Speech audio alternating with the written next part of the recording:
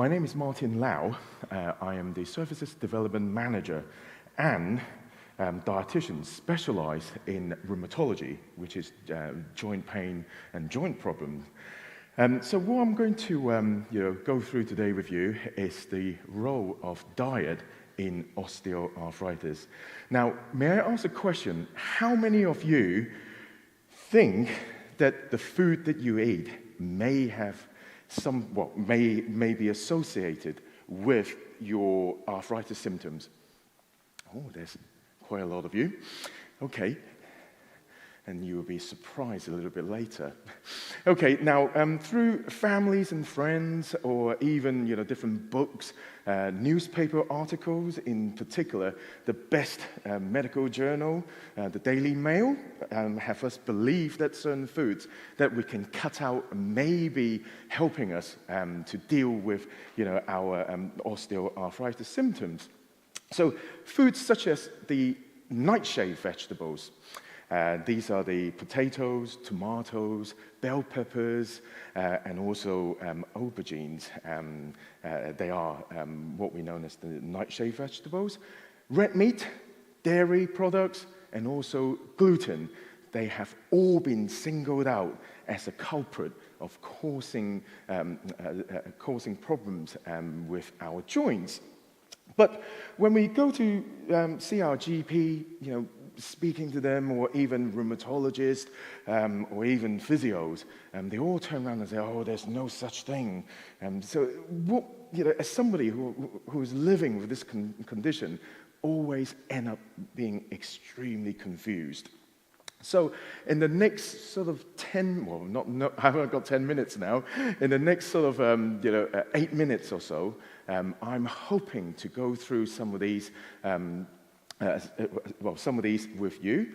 And here are some of the take-home points, really, and I will expand on each one of those in a little bit more detail. So, for example, there is really no need to pay more attention to some of the nutrients, and there's no therapeutic diet for osteoarthritis yet. And then we're talking about weight loss, if it's indicated, or if you are carrying a little bit more than you should, then losing that particular body weight can be extremely helpful. And again, when we talk about the amount of weight loss that's needed, the bare minimum, we're talking about 10%, will help you to reduce pain and be able to improve physical function. And then finally, I would like to touch base quickly on some of the specialist dietary supplements that you see from the market today, or certainly you see some of the pamphlet included in your Sunday paper. Okay, nutrients. Okay, we don't eat nutrients on their own. They are only little jigsaw pieces to build up a big picture. So when we talk about the nutrients, one of the main nutrients that we have heard have some sort of linkage to arthritis is something called the omega-3 fatty acids. Now, we have got over a decade of data showing that for people who has got inflammatory arthritis, these are the rheumatoid arthritis, psoriatic arthritis, by supplementing with omega-3 fatty acid may be helpful. But this is not so clear-cut for people with osteoarthritis. We don't understand why as yet.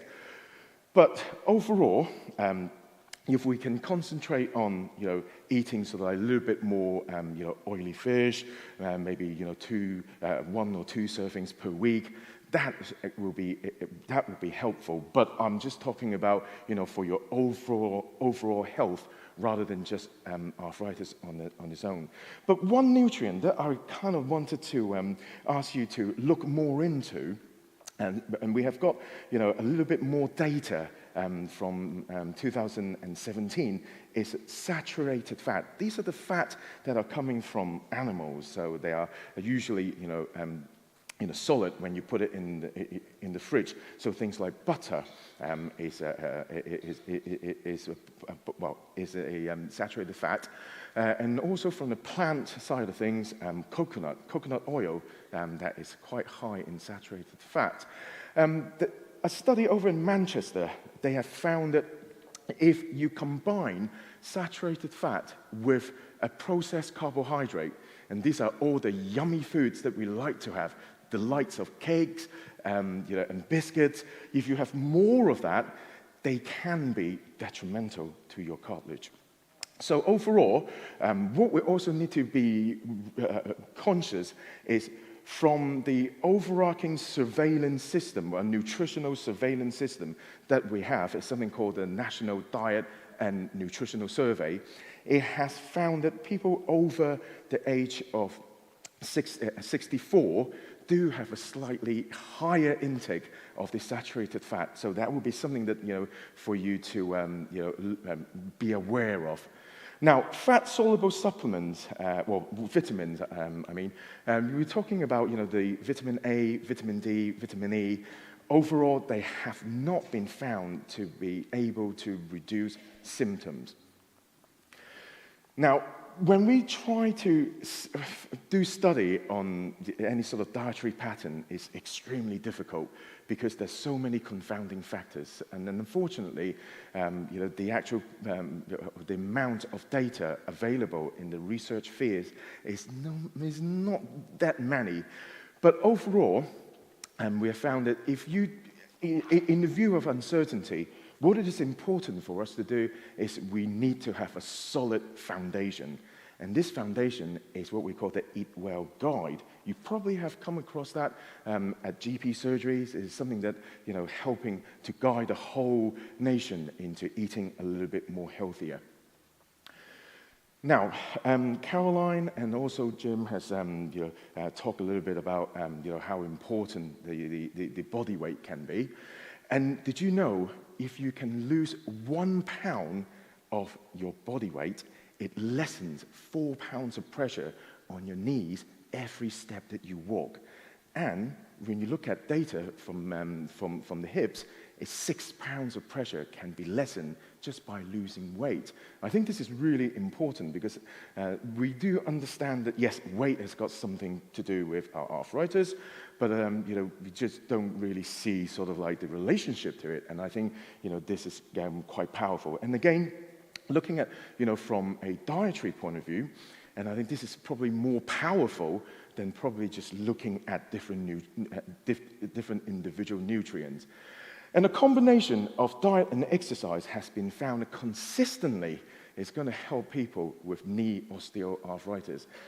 And if you can manage to lose 10% of the body weight, if you are carrying excess, then, like I mentioned earlier, it's going to benefit you tremendously. And this is what we call it has a dose-response relationship as well. So the more weight that you lose, the better that you can in reducing pain from arthritis.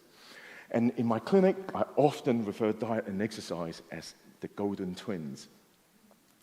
So what about supplements? What about some of the dietary supplements, the likes of glucosamine, rose hips, and and also turmeric? They are everywhere at the moment. You walk into a health food shop, people will say, "Oh, take this, and it will get rid of your arthritis."